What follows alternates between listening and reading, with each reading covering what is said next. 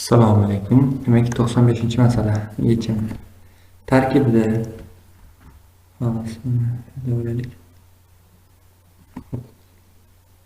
karbonat is gazi, karbon tangrid, vodorod va gelli bo'lgan gazlar aralashmasining 33,6 litrini inert gaz tashkil etsa va aralashmaning vodorodda massasini aniqlang. Inert gazga chizamiz. Demak, bunaqa masala sal boshqacharog'i 2020-21dan boshlab demak trendda bo'lgan masala ichida aralashma bergan, nomini o'zgacha bergan, testga kirishmaydiganini so'ragan. Keyin kirishgan o'rtacha massasini toping deydi. Hozir bitta soddaroq usulda gisi ketdi. Sizlarga tahlil qilamiz. Keyingisini o'zlari ishlab ko'rasizlar. Xo'p. Rang o'tkazib olaylik. 2 mol. 2 mol is gazi plus karbon tangrid.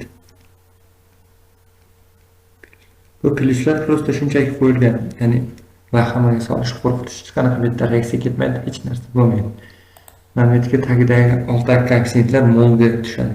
Tagiga 3 mol, 4 mol, yozilmasa 1 mol, 2 mol. Endi qarang, 33,6 litr deyapti, to'g'rimi?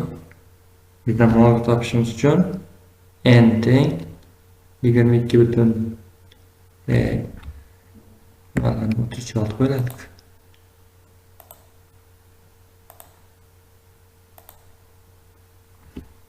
Demek 33,6 litr taqsim 22,4 bo'lsak 1,5 mol chiqadi. Mana buni ustiga 1,5 mol qo'yar ekan. O'sha 1,5 mol.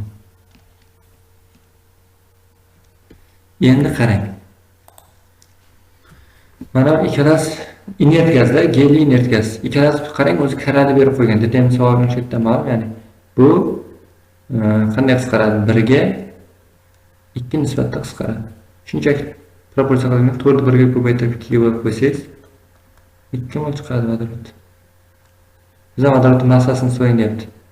Demak, 2 ni ko'paytirsak 2 4 yoki 1 mol vodorodimizning massasi 2 gram. Bizda chiqdi 2 mol. X desak 4 gram vodorod.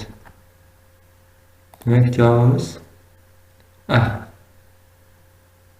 Ikkini ham xuddi shunga o'xshab ishlab ko'ring. Rahmat e'tiboringiz uchun.